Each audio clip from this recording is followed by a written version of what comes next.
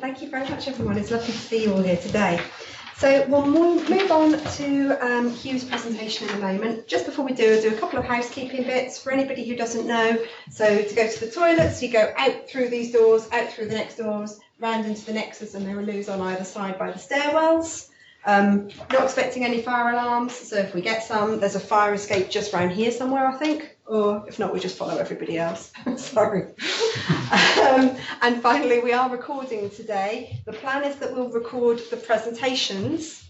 So we'll have presentations, and then after each presentation, we'll have Q&A, and all of those will be recorded. And then at the end, we'll have some kind of general discussion on tables about kind of what you've learned, what you find interesting, what you'd like to find out more about, how it might influence your practice, these kind of things. But we won't record that bit if that's okay. So if you've got anything that you don't want recorded, save it up for the general discussion at the end. Okay, any questions about anything so far? No? Okay, in that case, without further ado, we will hand over to Huw. Thank you very much, Huw. Thank you. So, have you got everything you need? We've got the clicker here. See if it works, that's your question.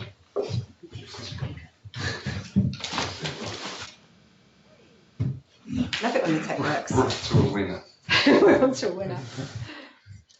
Good afternoon all. Thank you for having me. Thank you for inviting me along. It's nice to be back. I gave a similar talk probably February, March last year, and I think some of you were in the audience then. This is kind of focusing a little bit more detail on complex images. It was more of a general talk last time. So this is Once Upon a Time, the art of telling the story of complex images. I'm Huw Alexander. I'm Managing Director of Textbox, a company that was set up in October 2018 to specialise in creating image descriptions, mainly for the publishing industry, because the publishers were having a bit of a rough time trying to get their heads around creating descriptions. I'm from a publishing background, so I used to work for Sage Publishing for 15 years, which is an awful long amount of time. Anyway, I'm going to talk to you about focus locus. This is the methodology we've designed in order to kind of simplify writing image descriptions. One of the problems that we actually had, or I actually had when I started off, was knowing where to begin. It can be a bit of a daunting task when you're looking at an image, whether it be a photograph or a bar chart or anything like that. So how do you actually get started? Once you get started, it can be quite a kind of simple flow from there, but it's knowing where to start and then building it from there. So we've developed Focus Locus just to try and simplify that approach. Now, Focus Locus breaks down into 3 stages. Echo, which is actually defining whether an image does need a description. This is particularly important for some books where the image is just included as something that's decorative. Special circumstances, which is the main description writing of the image description, and picture, which is the final quality control layer. And we'll take each one of these through. I won't talk so much about echo. Concentrate mainly on writing descriptions today. So focus locus is fairly straightforward. It's basically breaking things down into their constituent parts. It's choosing the focus of that image, which is generally the main subject, and then having the locus elements around it and building up the image description from those constituent parts. Essentially, you're just deconstructing the image and then reconstructing that image in a textual form.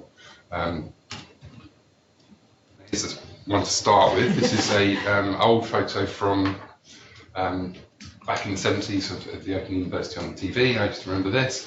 I'm just glad this. Yeah, I'm glad this photo isn't actually in colour, because I really think those curtains are going to be a terrible colour. They're going to be an orange and a brown, and it's just going to be a really 70s thing going on there. But there's a lot going on in this image. Fairly obviously, the focus of the image is going to be the man. The other things going on, there's the Open University TV show on TV. On the TV above that, there's a framed photograph. I can't quite see what it is. A trophy, Gentleman is writing, he's about to take notes, he's waiting for the show to start, and he's got a box folder, some other notes, pens on the table. So there's a lot of elements within that photograph that tell the story. You can actually just say it's a guy watching TV, which is factually correct, but it isn't very informative and to be honest, not that interesting if you're a visually impaired user. If you go from the focus through to the locus elements, bring in those details and elements, it just creates something that's more memorable for the user. I'll take another example. This is someone who's in the audience. Thank you. That's right. It's your moment of fame. Again, there's many elements within this image. Kate is the focus. She's standing on stage at TEDx at Open University, which was just before Christmas sometime. So that, again, there's lots of elements. There's the title slide of the presentation she's giving. Avid attention from the audience, all staring at her. In the background, there's the cameras which are filming. So there's a lot of elements. It's building up. So you're choosing the focus, which is your starting point, and then picking out the details within that photo and creating a pathway through the description, through the image as part of that description, and just giving it a little bit of life and colour. Because you could just say, this is a person on stage giving a presentation. That is essentially true, but you need a bit more detail to make it a bit more interesting. And you can go into the detail of what people are wearing, things like that, just to add that added detail if you like. So basically what it breaks down into is scene setting and storytelling. Scene setting is often forgotten in this kind of process, and it's really important. We'll show you some examples as we go through. It facilitates visualization. We've got some examples of bad image descriptions, just to give you a feel of how that actually, how important structural description is. But that structure fits in, or storytelling fits inside that structure, so you get a complete picture of what's going on. And this is how it breaks down. So scene setting contains the overview. So generally, the first sentence of any description should be an overview of what's actually in that image. I know it sounds simple, but you do see examples of where they say they keep the actual main subject of that image description to the end. So it's like a mystery to it, kind of like it's like a Christie novel. So suddenly at the end, it's like, oh, by the way, you were looking at a man sitting under a tree. It's like, well, that's the focus. So you want to avoid creating a mystery for the user. So you create an overview and then a structure, and then you move through to the focus element, which is the main subject, and then the locus elements, the details around that, and moving through with a kind of logical pathway. So what you're creating is the overview. You're giving the opportunity to the user to create a structure. They know what they're actually expecting to see, giving them the actual details, and they can go away and think, oh, I've got a full idea, understanding of what's in that actual image. So for scene setting rules, 5 of them. Again, it's the overview. Framework is the structure. How does that image fit together? Punctuation I've flagged up here. Punctuation is very important in image descriptions. Screen readers aren't that great at actually recognizing punctuation. So for our descriptions, we tend to only use a full stop and a comma. It's just creating pauses. Things like colons, it doesn't really deal with that. You might think a colon would be perfect in a sentence for a visually a sighted reader, but it doesn't create that pause with some of the screen readers, so that can create a problem. So if you've got a long list of things happening, it's nice to have a pause so it doesn't overwhelm the user. Pathways are very important, especially with some of the diagrams that we're going to be looking at shortly. It's just creating a logical pathway through that image so that people know where they are, what the next step is. It just helps with understanding. And lists are very important. Lists organise things, and having it in an organised, logical manner really does help the user know where they are in the image and what they can expect as they go through. And for storytelling, again, it's the focus, that subject, the detail, which is the locus elements around it.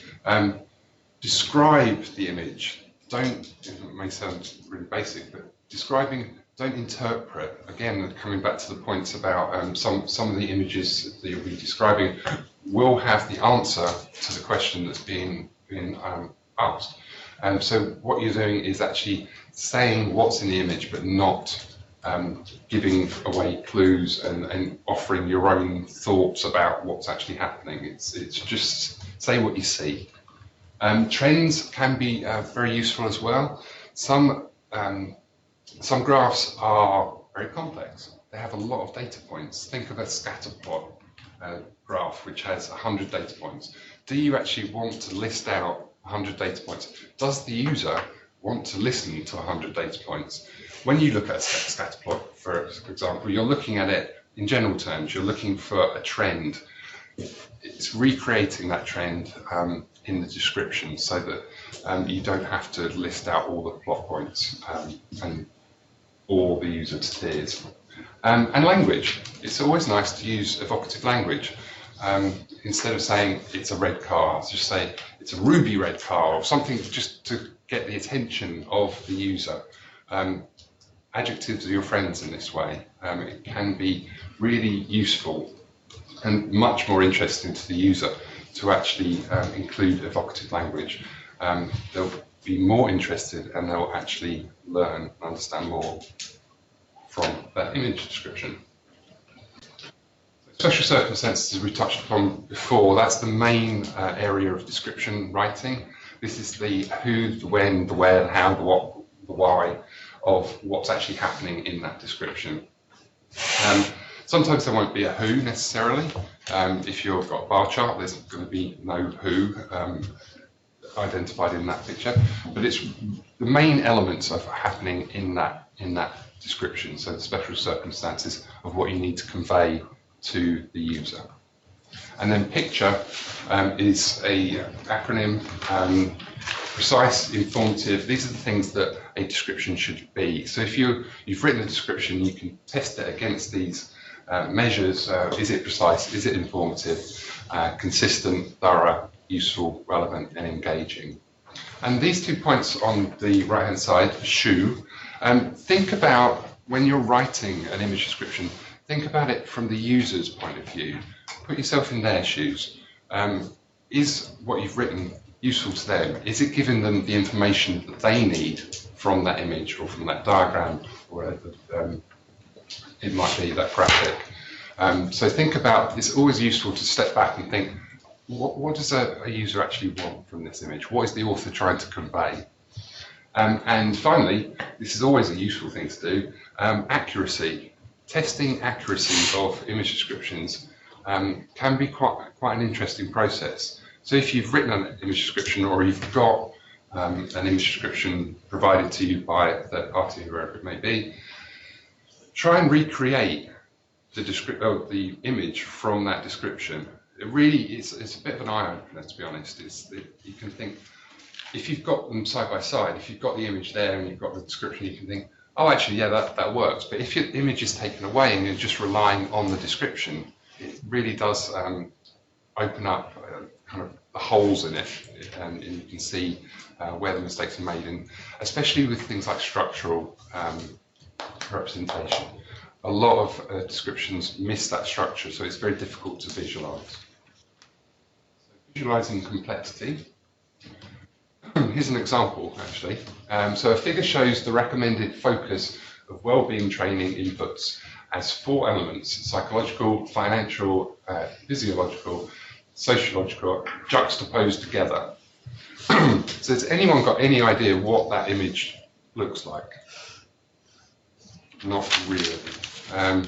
It's a bit vague, isn't it? You're kind of thinking, well, a figure, it has 4 elements, juxtaposed together is a lovely word, but is it useful? So this is actually what that is, which is fairly straightforward, but you're not getting it from that description. That's an actual real description in a real book. that might be in your library. And when we did the test with the publisher, we did this test with them and said, can you describe, or can you draw the image from that description? They were like, actually no. And then they got a bit worried about the fact that they got hundreds of image descriptions from this company. So, but it doesn't take a lot to make this much more understandable. So here's an example. So the figure illustrates the recommended focus of well-being, blah, blah, blah. A rectangle is divided into 4 quadrants labelled as follows. So we've got the overview in the first sentence, we've got the structure immediately in the second sentence, and then people can actually, oh, it's a rectangle. There's a rectangle, and it's divided into 4. It's simple. We're not creating like kind of rocket science or anything like that. It's just basically allowing the user to visualize. And then you go into a list, a numbered list, because there's 4 quadrants, upper left quadrant, and you're just telling the story as you go through as a logical pathway. Sorry, that question? Yep. Just a question. When you were showing earlier, you were showing focus then locus. Was that locus then focus? Right. In this one, that's true actually. Yes, you could put a green box is positioned at the centre, and then it's really up to you in that way. But it's a good spot. I probably should change it for the next presentation. Trust you. So yes, it's you could put a green box positioned at the centre, and then around that is the quadrant, each quadrant. And you can either go upper left quadrant, upper right quadrant, or you can go clockwise as well, depending on which way you do it. So telling the story. So here's some examples of complex images. We're going to start with probably the best statistical graphic ever drawn. Edward Tufte is the godfather of infographics. So this is, sorry? Sorry, just, yeah, I know it. So this is allegedly the first infographic made in 1869 by Charles Minard. It's a thing of beauty, but it's also a lot of information here. It's quite complicated.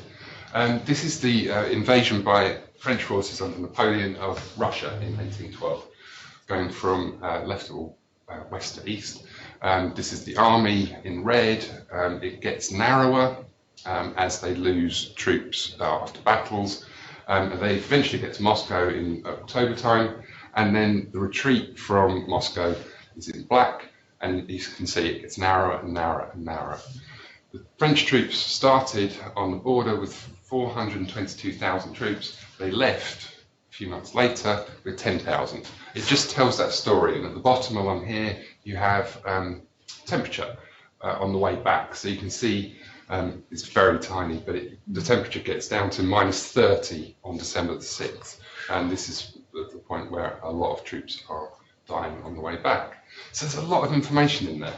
It tells you about time, it tells you about geographical positioning, it tells you about temperature, it tells you about casualties and troop numbers.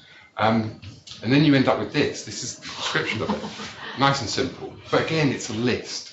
You're telling stories straight away, an overview in the first sentence, an infographic about the invasion of Russia.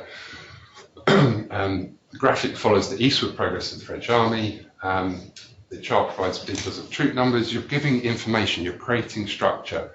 1 millimeter represents 10,000 soldiers, so that's the narrowing of each pathway.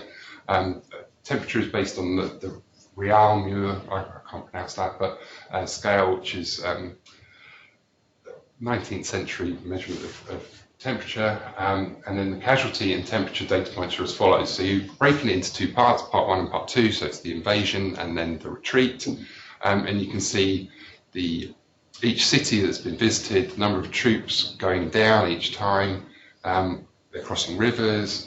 On the way back, the temperature is included as well, so you're going from 0 in Moscow all the way down to -30 when they get to Smarhom, and there's 12,000 troops left. So there's a big story to tell here, but you're breaking it down into an overview, the structure, and then lists being your friend.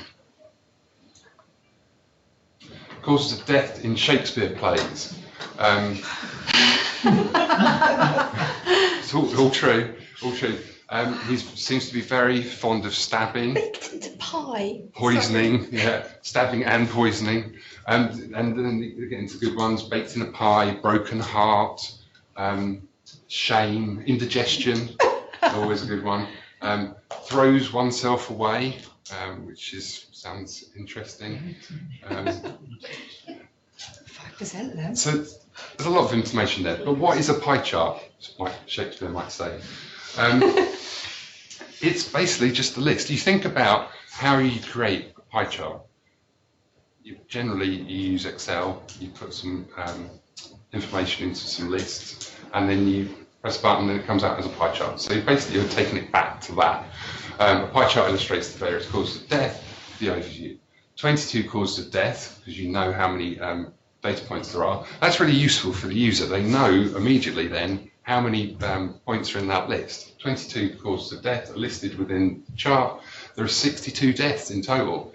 They're listed here in order of frequency together with percentage of total. So you list them in order. So it's not a big surprise that you don't put stabbed at the end and go, oh, wailing, I thought maybe beheaded was the most popular one.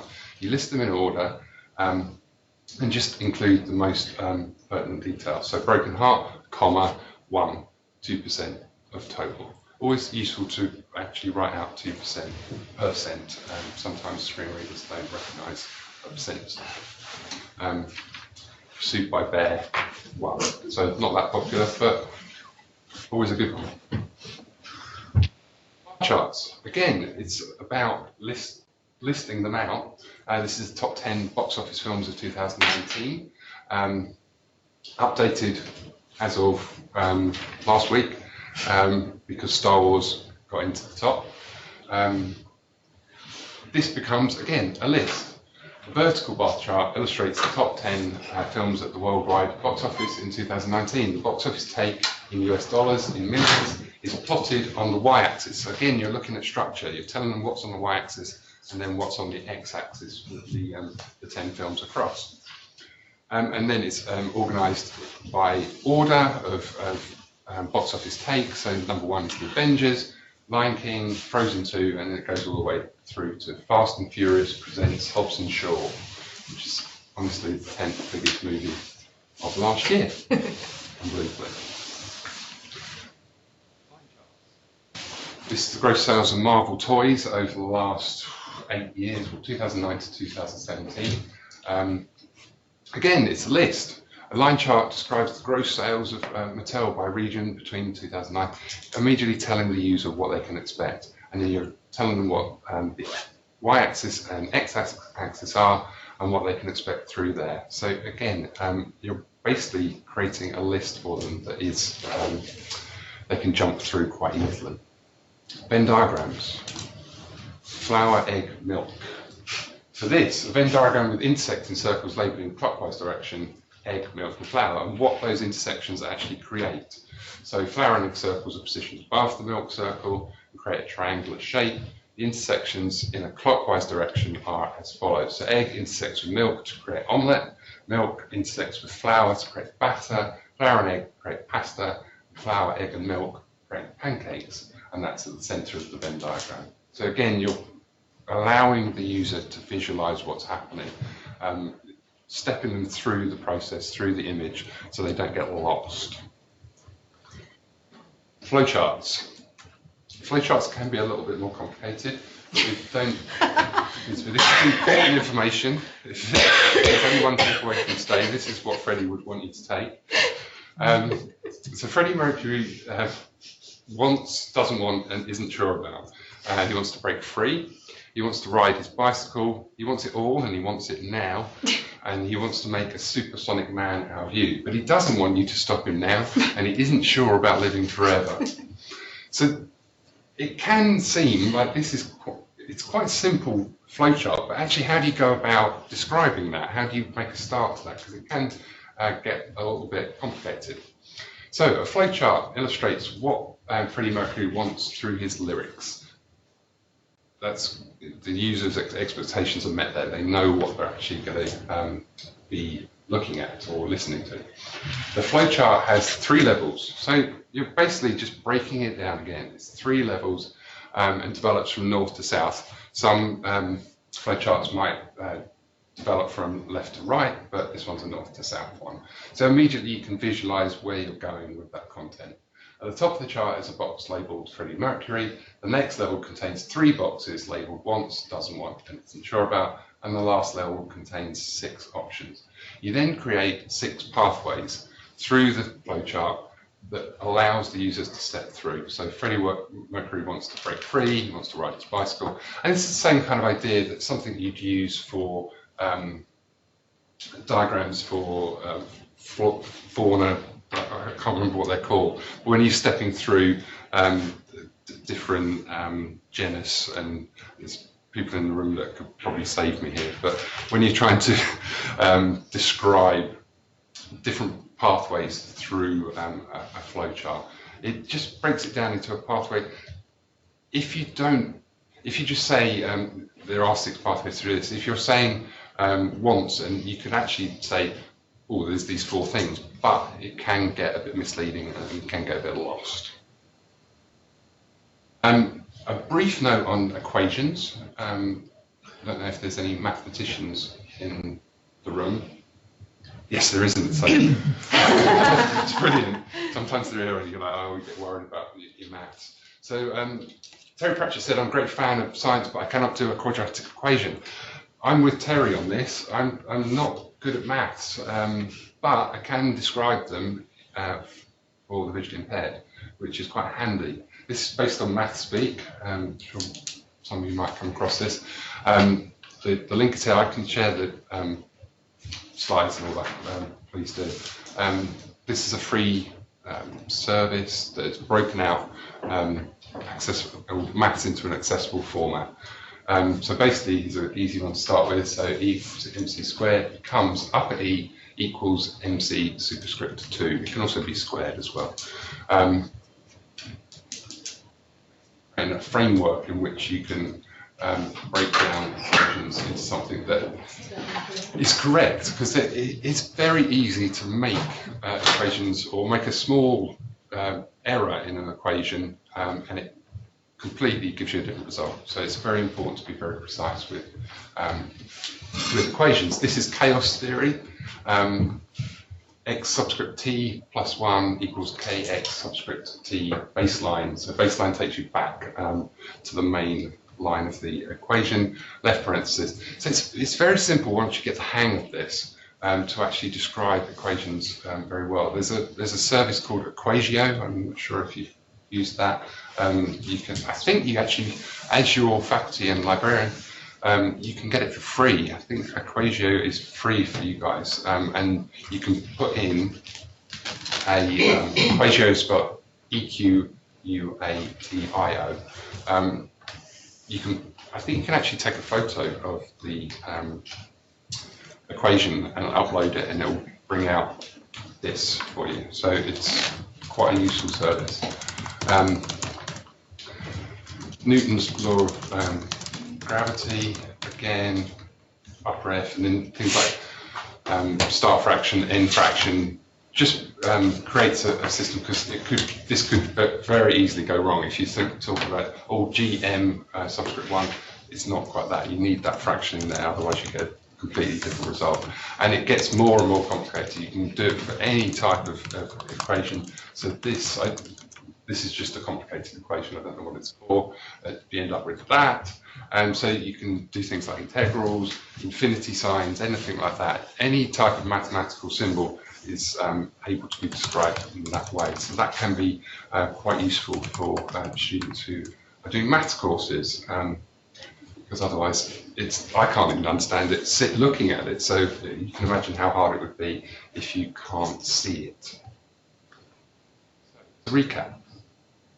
These are the main rules. So selecting the focus, creating structure so that people can visualize what's actually happening, capturing the detail within that image, remembering lists are friendly. They are very friendly or user-friendly for screen readers. Describe, do not interpret. the importance of punctuation and language as well. Creating logical pathways through the image helps the user with their understanding, identifying trends, walking the user's shoes. When you finish the description, or when you're working on the description, always think about what the user actually needs from that description, and always good to test the accuracy by trying to draw it. Sorry, did you get the picture? Oh. There you go. Thank you. No worries. You can think of it in a way like a recipe. A recipe is broken down into two main areas: ingredients and instructions. So the ingredients are the details and what's actually in that image, and the instructions are the how you go about it, or the structure, how you take those ingredients and build a logical pathway through them and end up with a lovely dinner or a lovely image description. And again, just emphasising that it's such a useful exercise to draw some of the descriptions that you actually see. You don't have to do it every time, but it's quite a useful exercise in testing how you're actually creating those descriptions. I'll leave you a quote. What is the use of a book without pictures or conversations? I saw this quote and I thought, oh, I have to look out which page is it on Alice in Wonderland. It's actually the first line, which is quite useful, so I didn't have to read the whole book. It's becoming more and more important to include image descriptions. In the last 10 years at least, books, content, teaching has become much more focused on the visual, which is fantastic. I can remember textbooks and stuff when I went to college. It was not that interesting. It was just text-based, kind of dry. I did a history degree many moons ago. I should imagine taking a history degree to a certain extent is a lot more interesting now. With the pedagogy that's been put into place, the way the courses are being taught, it looks fantastic, but we need to remember, and I know I'm preaching to the converted here, we need to remember that the images in that book need to be, or in that course work or platform, need to be described as well. Otherwise, you're kind of censoring that content from a lot of people who would actually find it very useful, especially with things like infographics, which I see books now, they have big textbooks, they have a chapter ending with infographic. This is everything you should learn in this, or should have learned in this chapter. Fantastic page, graphs, colour, diagrams, everything condensed into one diagram. I did a book recently for my old publisher, and each image was, it just said image 54 or image 37, and it's like, well, it's not really that useful when there's about 50 different kind of things that the user or the reader should have learned in that chapter, and they're like, did I learn that it was image 57? I guess I've read that chapter, that's fine. So it's really important. There's a huge amount of effort being put into making really useful diagrams, but they do need descriptions behind them as well. Description ends. My details there. Hopefully we're on time. Oh yeah, we've got plenty of time. Thank you very much. Okay, so we've got some time for questions and answers now. I can see a couple of people online are typing questions as we speak, but in the meantime, does anybody in the room have any questions? It's interesting actually, because you were talking about scatter plots earlier on. And I had exactly that situation this morning over in the recording centre, that it was actually a tutor marked assignment. Right. And of course there is a scatter plot. And the question is, from what you can see of the scatter plot, what are the trends with it? So in effect, we couldn't describe that one. Right. And I've actually had an exam come over there to record. And the question was, describe the vase which you can see in figure 3. Again, they actually had to change the exam. Sometimes you have to change they actually had to change the exam for that one. Because of the other one was with maths. Depending upon the level with maths, we have this constant conversation with the mathematicians who come in to read stuff. And I'm with you. I don't understand any of this stuff, but to a certain extent, the context of some of the stuff that they're reading as well will change the way that stuff has to be read. Absolutely, yeah. You know, yeah. especially with the sort of higher level maths as well. Very, very true. The audience is so important. So Yeah. because you could be doing maths for a 15, 16-year-old, Yeah. or you could be doing it for, PhD levels or whatever. Yeah, because we did actually sort of try and get a focus group together to get them to, create a consistent set of ways to read maths. And I think it did sort of fizzle out a bit in the end, really, because different people had different opinions on how. So I might be interested to have a look at Maths Speak and see It's how they actually work. it is really useful. Yeah. It does make it more accessible. A friend of mine, some of you might know, Stacey at the RNIB, she tells a great story about, I can't remember what she was, I think she was doing geography or something at Stirling, and she's blind, and she went into the wrong lecture theatre one day, first couple of weeks of time at Stirling, and she just sat down, and about 10 minutes into the lecture, she was like, I don't think I'm in the right place. But this is fascinating. And it was a maths lecture, so she ended up changing her course and did maths and statistics, which at that time, probably 15 years ago, would have been a real challenge without the digital aspects that do open up the ability to create accessible equations. There's still a challenge now, but there are opportunities with things like Equatio or Maths Speak that really, really do help and help for free as well. Yeah. Thanks. Any other questions? Hi. A question about detail. Yeah. As a sighted person, when you look at some of those charts, things like the movie figures, there's a lot of detail to take in. Now, if you're looking at it, you can take it in, you can scan through, you can move from one number to another. Yeah. I'm just wondering about, is there any value if you're creating the accessible version of perhaps reducing some of the precision of the numbers so that it's easier for people just to get the big figure aspects of it rather than try and concentrate on the detail? I guess it comes back to that same point. It's about context almost. So you could, like, you can go back to that one.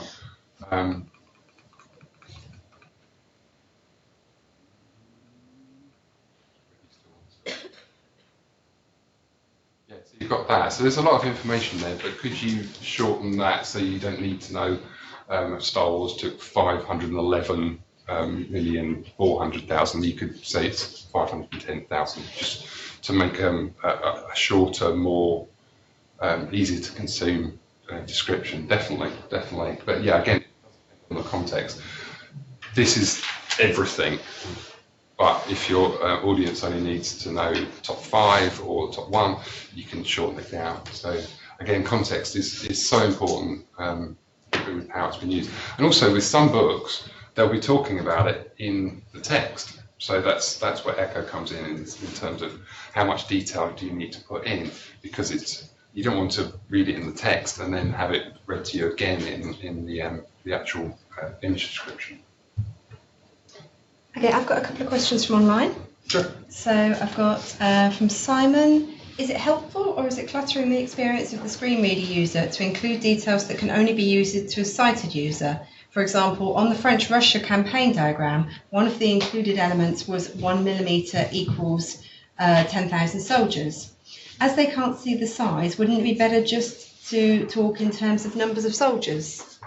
It could well be.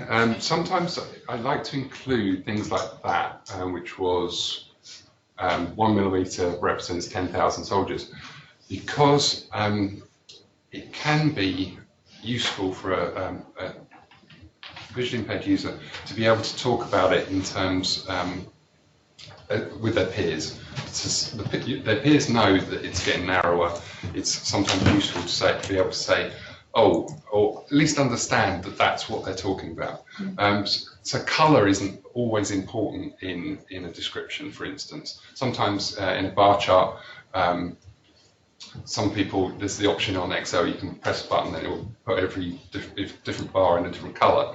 It doesn't add anything to that description or to that chart. But sometimes colour is important, so it's useful to include colour in those instances where, if they're in say a group work and someone's saying, oh well, the red pathway on this one, they're not going to know what the red pathway is or the black pathway. So if it's kind of pertinent to the actual description, yes, definitely worth including that. But it's not necessarily essential. So it's a good question, actually. Is it essential? Not necessarily, but it can be useful to include it sometimes, especially if it's being discussed within a group, just to give them a kind of fair playing field. It's a kind of judgment call. I've got another question from Simon as well. He says, I've previously done an exercise with students of web design on alt text and have demonstrated how alt text can be written differently depending upon the context in which the image is being used.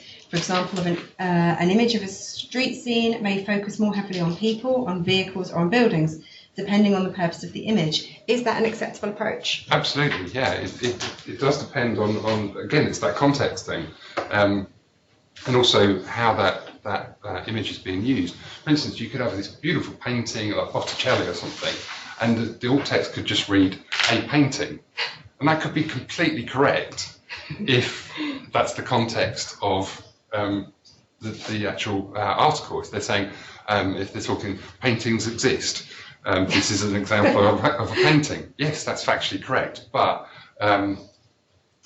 it's probably in an art history book, it'll be probably more useful to actually describe what's actually happening in that Botticelli. So yeah, definitely context, and it can change. So you can. That's why it's very difficult for things like art galleries or art archives, Getty Images or something like that. They can give you the image, and sometimes they can give you the alt text as well, but is it going to be useful every time? If you're using that image of a street scene in a geography book, is it going to be the same alt text as it is in an English literature book or textbook or whatever it may be, a sociology book? Again, it really does depend on the context, the surrounding text around it, how it's being used. So absolutely correct, Simon, I think it was, wasn't it? To use it differently depending on the audience. Brilliant. And Simon's message, thank you, very helpful responses. Any more questions in the room? No, not at this point. Okay, thank you very much, Huw. Thank you. We will move, bear with us a moment while we get the slides up, and we'll move on to Jenny's presentation next, if that's okay, Jenny. Here we go.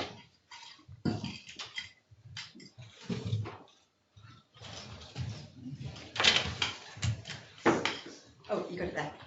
Brilliant, thank you. I was just wondering where that had gone. So you've got a clicker there. Right, just in there. Yeah, hello, I'm Jenny Mokes and I'm a production manager in Bath, which is the Faculty of Arts and Social Sciences.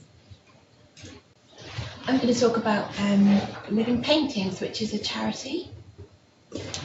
First, I'm going to contextualise what I'm going to talk about. How do I enrich students' learning? So basically, the Universal Design for Learning guidelines say that we need to provide multiple means of representation for our learning. And particularly for visually impaired students, we do rely on image descriptions. But is there a way to offer something as well, like an invitation to actually visualise in a different way?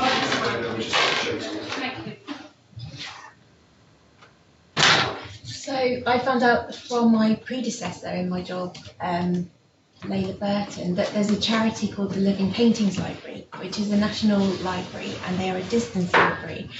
So they use the the national scheme whereby blind users can actually borrow these touch-to-see books free of charge within the UK.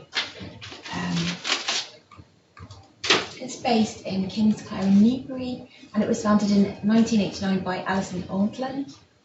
She was a lecturer in art history and was inspired to produce descriptions of paintings for the blind and visually impaired. And she said, this is a good quote from her, she said, "As chairman, it gives me great pleasure to have seen this idea, which came to me more by chance than good management, grow into something which, to quote a blind member, breaks down barriers in a sighted world." So the images, I can pass this around if it's appropriate.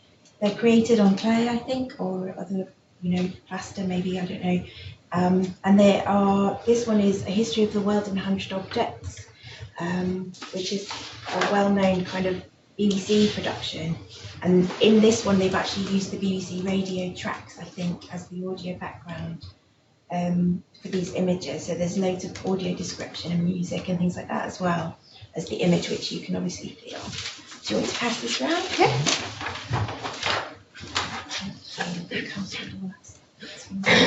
Okay, so we'll pass it here first, and then if we can just pass it around the room, if that's okay, if you guys want to have a look at the paintings. So talking to course teams in arts, obviously arts is kind of lent to this, to using this kind of library, but the academics were really encouraged by this and they wanted to see if it would work. So we borrowed the book for them, gave the academics the book, and I have two modules, A105, which is Voices, Text and Material Culture, is the second level 1 Arts and Humanities offering 60 credit module. And A227, which is a 60 credit level 2 Exploring Religion module. And they've both been able to work out how to use this book in their alternative assessment or in their alternative learning activity, which is great. So we're looking at doing this again for A112, which is just in production. It's going to start in 20J, and that's cultures. And the module team are really encouraged by this, and they really want to use this as a way of enriching the curriculum. But some of the things that I'm thinking, I looked back at how A105 and A227 students did, but unfortunately, despite sort of asking the team to ask students to quote the module code with the library, and despite sort of asking if they could track this, it's something that is really, really hard to track. So we don't know how many students took the alternative. We don't have any feedback or quality assurance mechanisms that focus on alternative assessment. I'm not sure that external examiners, for example, or external assessors see this kind of stuff because it's produced late in production, and that might not be the case. We might be able to do that for A112. But the academic is the one who's expected then to have this expertise. And so I can't review whether this has worked or not. So I have some questions. I'm hoping everyone will help me to answer. So this is about A112, which is coming up. What we're going to do, I think, is build in some text in the first few presentations to ask students how they feel it may have helped them to learn, or the reverse. If they have critical feedback, that's really useful as well. But what are the best ways for us to get feedback on alternative assessments, not just of the iStudents, but all of the alternative assessments that we do at the moment? How do we make sure they're hitting the mark? How can we make sure that the things that we're trying to do from our perspective are correct for their perspective? And how do we share when things do work? What are the best ways for us to proceed this sort of stuff in all different faculties? Yeah, thanks very much. Thank you.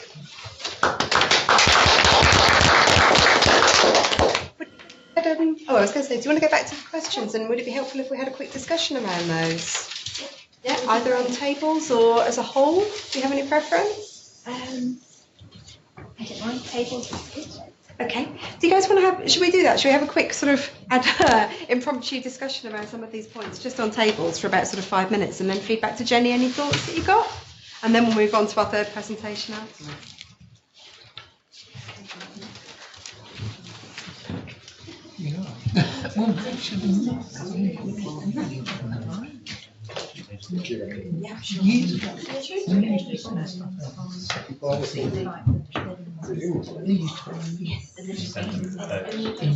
in this you say, yeah, please good. And they would sort of Yeah, there we go. You just sit in there.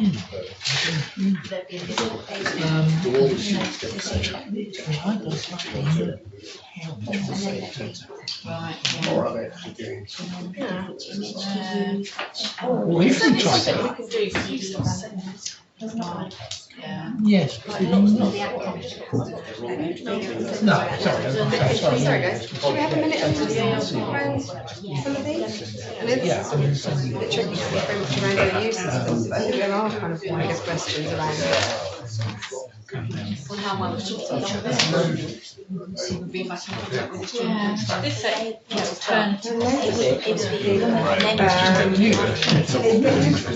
and it's interesting that depending on the nature of things, it can be quite hard to know what people use. When we send their like this is what send out, we don't actually post, we know that they've had them. When they've downloaded it, we know that they can. I think there are other, and this bit that Jenny said about why they can't get the feedback on these. I think it's one of the I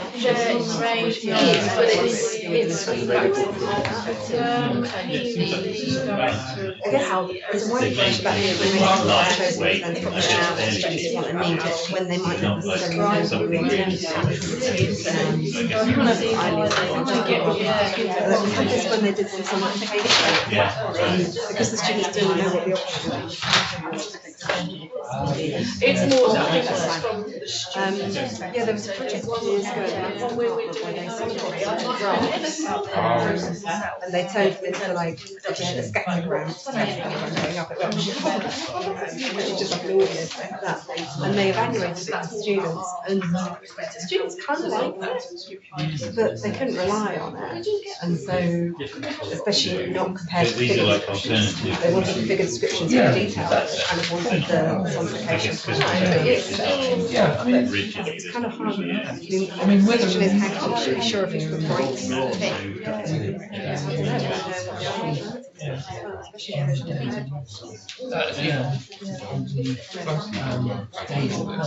The living paintings, yeah, they're great. I've got a bit of a thing about tile diagrams for the next one is going to be taken out as well. yeah, we can just add we can have Anything else there? so in effect, you upload a check. Some of us are really interested in the idea. There's no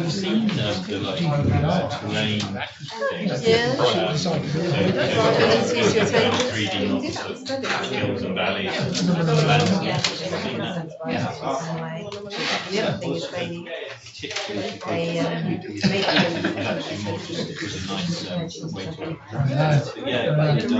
quick transport.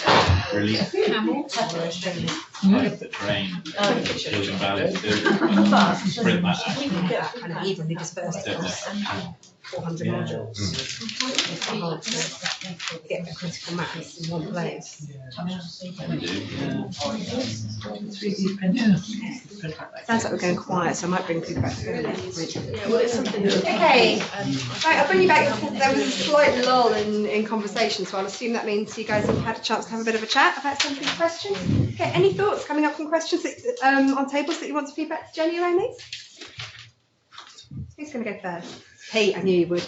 Well, I think our question was, we couldn't necessarily understand what was the relationship between what the majority of students were doing and how this was an alternative. So were everyone using the same book, and this was an alternative to that? This was an alternative version of the same material, or was this completely separate material? So, for example, in a Word and 100 object, the students would study the image and they would just focus on that thermoform image in the book. So it would just be in addition to the figure description. Okay. The other thing about that book is it's also tied in with radio programs as well, so that's another audio version of the description, isn't it? Yeah, the team, I think, kind of give the student just the relevant time frame to listen to, so that they're not overloaded workload-wise. Not all of these books have BBC kind of stuff, the gallery and the architecture. I think they have something that's been changed. They're not all the same, but they really try and kind of mould into what the model team wants. You can talk about one of the things I find interesting is that increasingly when you go around museums, they do have audio descriptions of everything as you walk around. And is that a source we can think of in terms of this sort of activity in the future? Is just ask the museum, can we have your audio description for that particular object? Yeah, some museums have open data on their collections, but they probably don't necessarily include the audio description. Yeah, clearly found. Yeah, just going back to the good old days when we used to send cassettes and CD-ROMs out. We actually used to send a piece of paper out with, them to, as a and a lot of students did actually used to send us those bits of paper back with feedback. And we were sort of discussing, well, actually, we upload Daisy Talking Books onto the module website, and there is a sub-page for Daisy Talking Books. And on there, the Daisy Talking Books is a checklist. And we were sort of discussing, okay, I wonder if we could just put a feedback form in there as well. Put it up there as a Word file or something, and just ask for feedback either anonymously or, that they can credit it. I don't know whether. Sounds eminently sensible. Any thoughts on that? We are pretty much the ideal team to be doing that, given this we provide formats for them. That doesn't need to necessarily just be about audio. Audio alternatives, obviously we do print as well, bespoke print, and we are looking to go back into doing more tactile drawings. It's something that I'm looking at the moment, so it's definitely something we could probably look into. You certainly have a look at it, yeah. Oh, fantastic. Lovely, something nice and tangible. Oh, okay, who was next? I think you both had your hands at the same time. Okay, so it's Jill. We could also use the curriculum design student panel to try out some activities with maybe a couple of different alternatives for students and getting some feedback, so we can sort of target particular students to get that feedback. So that would be another. Actually, I was going to ask you something about that. How many do you know roughly how many disabled students we've got on the curriculum design panel these days, or how many students in general? So we know roughly. In total, it's about 1,800. About 1,800 these days. Wow, that's grand. So they volunteer to be part of the panel, and they do volunteer to do about 3 activities over the year. But short, 40 minutes, 45 minutes. But there certainly are. I can check.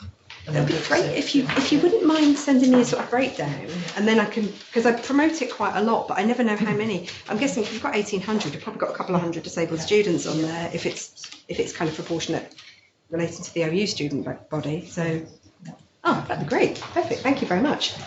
Okay, Huw, you were next, weren't you? I was just wondering, with the material that was sent around, which is fantastic, is that given to the student, or is it on loan for the year? So the students would be encouraged to join the Living Paintings Library as a mentor, and then they would get that for 8 weeks, but you can renew it if they need to. Okay, so that's a relationship with Living Paintings rather than with the OU. That's why they were interested, because they increased their readership. Yeah, because it would be great, because if they're sending it back, then it's an opportunity to all send us your feedback as you send it back stuff, but you're not getting that information over to us. Absolutely. Okay, any other points from these questions, or any other questions for Jenny at all at this point? No, and I haven't got any questions online, so thank you very much, Jenny.